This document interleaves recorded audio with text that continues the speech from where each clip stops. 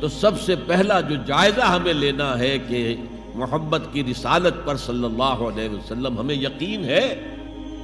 یقین، تصدیق تو ہم کرتے ہیں، زبان سے کہتے ہیں، لیکن یقین، جس یقین کا نتیجہ یہ نکلے کہ پھر نفس کے سارے تقاضے نیچے ہو جائیں اور حضور کی لائی ہوئی ہدایت، حضور کی لائی ہوئی شریعت بالغ ہو جائے. نمبر 2 فرمایا وَعَزَّرُوهُ، ان کی تعظیم کریں. آپ کی جناب میں کوئی گستاخی ہو جائے، ایمان کے لالے پڑ جائیں گے اور آخرت برباد ہو جائے گی. اس تعظیم میں کیا کیا چیزیں شامل ہیں؟ دیکھیے سورہ حجرات میں ابتدائی حصے میں تفصیل سے کہا گیا یا ایھا الذین آمنوا لا ترفعوا اصواتکم فوق صوت النبی ولا تجہروا لہ بالقول کجہر بعضکم لبعض ان تحبط اعمالکم وانتم لا تشعرون. اے ایمان کے دعوے دارو، کبھی اپنی آواز کو رسول کی آواز سے بلند تر نہ کر دینا، مبادا تمہارے سارے اعمال حبط ہو جائیں اور تمہیں پتہ بھی نہ چلے. میں نے کوئی گناہ کبیرہ تو نہیں کیا ہے، میں نے کوئی کفر تو نہیں کیا ہے، بس یہی ہوا نا کہ حضور کی آواز کے مقابلے میں اپنی آواز کو اونچا کر دیا. لا ترفعوا اصواتکم فوق صوت النبی ولا تجہروا لہ بالقول کجہر بعضکم لبعض، بلند آواز سے جیسے آپس میں باتیں کر لیتے ہو ایسے کبھی بات نہ کر بیٹھنا. ان تحبط اعمالکم، کہ تمہارے سارے اعمال حبط ہو جائیں، اکارت چلے جائیں، ختم ہو جائیں. وانتم لا تعلمون، تمہیں احساس بھی نہ ہو کہ ساری پونجی لٹ گئی. اس آیت کا ہم پر اطلاق کیسے ہوگا؟ کبھی سوچا؟ صحابہ کرام تو یقیناً اس کے مخاطب اول تھے،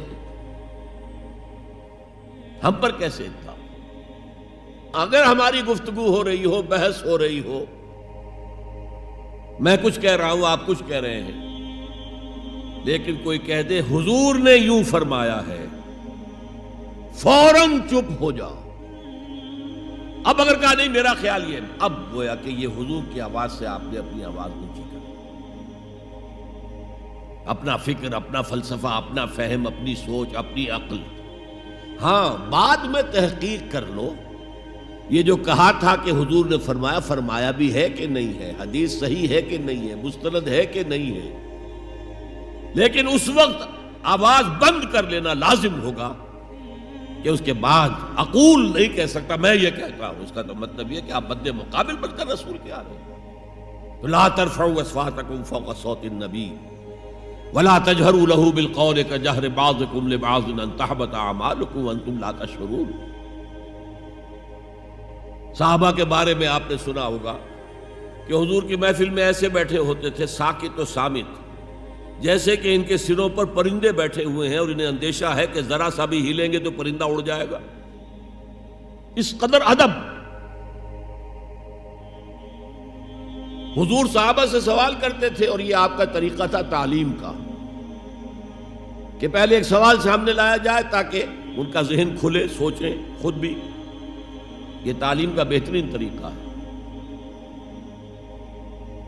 اس کے بعد ہوتا کیا تھا؟ جواب نہیں دیتے تھے، اللہ و رسولہ عالم، اللہ اور اس کا رسول بہتر جانتے. پھر اگر دوبارہ آپ پوچھتے تھے تو جو بھی سمجھ میں آتا تھا کہتے تھے. مجھے یاد آ رہی ہے ایک حدیث اور اچھا ہے کہ وہ آپ سن لیں، اس لیے کہ عام شکایت یہ ہے کہ مذہبی لوگ معاملات میں اچھے نہیں ہوتے. مسجدیں بنوائیں گے، مسجدوں میں قالین بچھوائیں گے، وہاں پر فانوس لگوائیں گے، سب کچھ کریں گے، مدرسوں کی خدمت کریں گے، علماء کی خدمت کریں گے، لیکن معاملات، تجارت، کاروبار، بین الانسانی تعلقات عام شکایت ہے، اس کی وہ پرواہ نہیں کرتے، حقوق العباد کا لحاظ نہیں. تو حضور نے ایک مرتبہ پوچھا صحابہ سے اتدرون من المفلس، تم جانتے ہو مفلس کون ہوتا؟ صحابہ نے جواب دیا المفلس عندنا من لا درہم لہ ولا دینارا. حضور ہم اس شخص کو مفلس سمجھتے ہیں جس کے پاس درہم و دینار نہیں ہے. ہم کہیں گے روپیہ پیسہ نہیں ہے.